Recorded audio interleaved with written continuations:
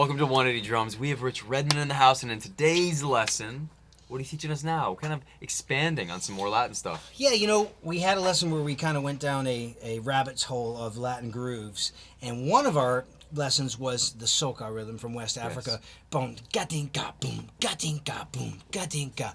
And what I want to do now is take this Mozambique rhythm, which essentially what makes it a Mozambique is that the right hand pattern is very much almost like a melody. It's like so if you slow it down and you count it, 1 and 2 E, E and 4 E, 1 and 2 E, E and 4 E, 1 and 2 E, E and 4 E, 1 and 2 E, E and 4 E, 1. Right, so bang gang dedes, gas dedes, and in the left hand you still honor that So we do it like right here. I'll play this as a cross stick, and the kick drum is on all four. So essentially, you're playing.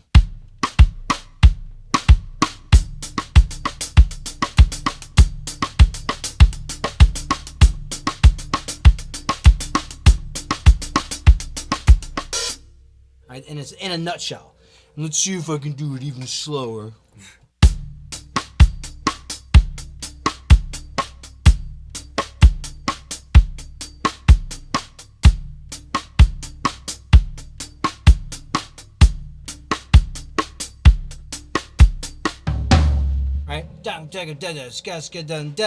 So the great Steve Gadd popularized this groove, okay? And so he played that's something that was kind of like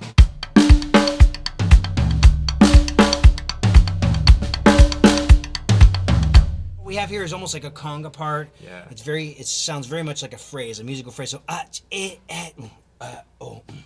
it's like a conversation. Yeah. So the feet are doing like a polka pattern.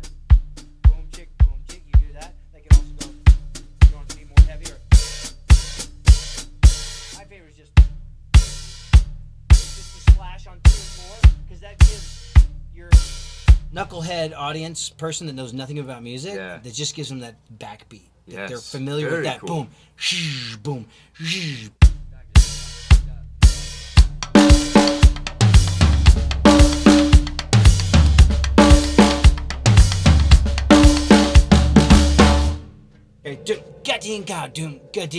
So in its basic form, that's your rhythm that Shakira and Pitbull and everybody are using these days. So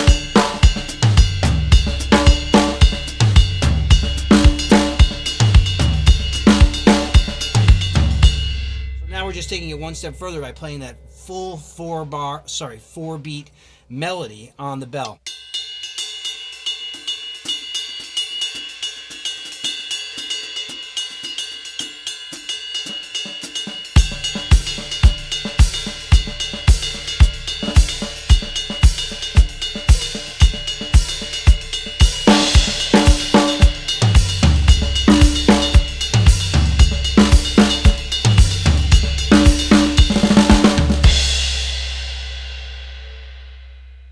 Right, so you could do what Gadd did, and you get the 4 sticks. He did this thing to make it sound like more drummers.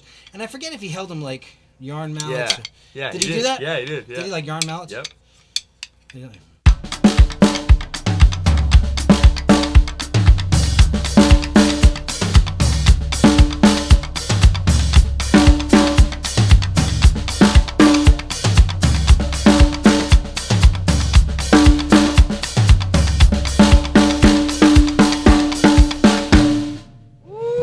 So yeah, it sounds like more drummers right there, but this stuff just comes down to sticking, so you get the sticking under your belt.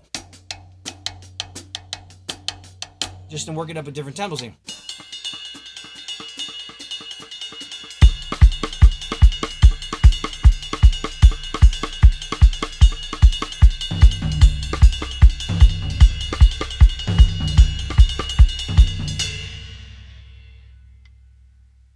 You know what I mean? So it's really just working it, slow to fast and getting comfortable with it, playing with a metronome, having a buddy come over and play shaker. Right. Getting somebody to play congas come over.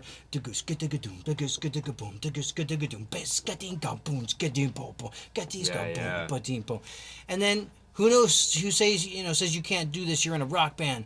You're playing an arena drum solo, and you want to keep people from going to get popcorn. And right in the middle of your solo, you give them something fun from another place. Wow, very, very cool. So this is a great time to say that reading's really helpful, because if you can write out that bell pattern, how easy it becomes to improvise around that, right? Because one thing that you're doing is you're kind of ghosting and filling in all the 16ths, right? Yeah. So there's, I don't know if the camera can see this, but if I had this right here, I would just write here, boom, dot dot dot dot dot dot dot dot dot. That's the rhythm right there. Cool. 1 and 2 E, E and 4 E. And the reason why I count it like that is because if there was a grid of 16th notes, it would be 1 E and a 2 E and a 3 E and a 4. So you have 1 E and a 2 E and a 3 E and a 4 E, a ding ding ding ding ding ding ding ding ding. But even though I'm singing that melody of the bell pattern, I'm still thinking ding ding ding ding ding ding ding ding ding ding ding ding ding ding. And you have to know, coordination-wise, where that left-hand pattern comes from. It's on the of 1, the an of 2, the of 3, and the an of 4, and it fits in where you have to know where the things fall in the cracks. So you have, let's see.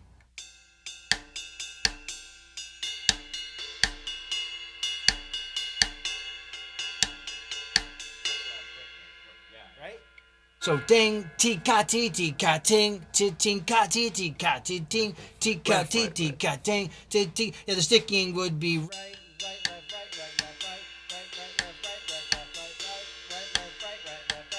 And you just get used to it, and you start it really slow with the metronome, and eventually you can get it under your fingers, and you'll always. It's a great warm up backstage.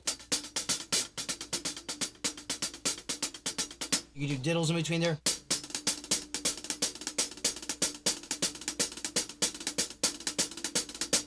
You know what I mean? Amazing, yeah. And it's cool. Why don't you also really quickly, just before we wrap this up, because that's amazing, dude, talk about how that bell pattern also has an accented rhythm within it. Ting, ting, ting, ting, right? So say, yeah, I'm kind of thinking, it's a feel thing, really, just because you can work the whole, if you wanted to sound like Stewart Copeland, you would work the whole body of the ride, something like.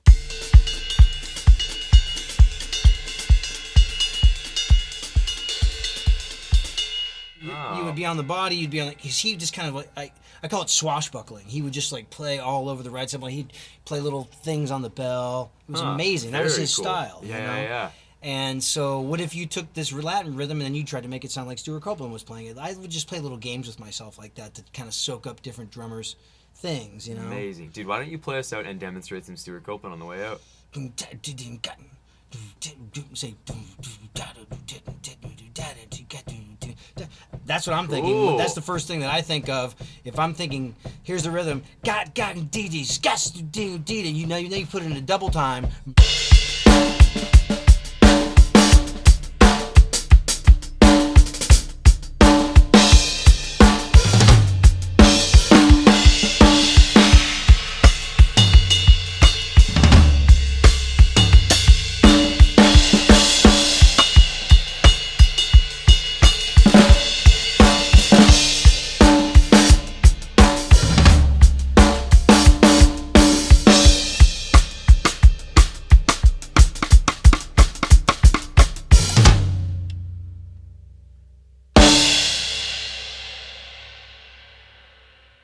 Summon the spirit of Stewart Copeland up in this room. Yeah, it was amazing, it's just, and we just got it from the melody of the bell pattern. Ding, ding, ding, ding.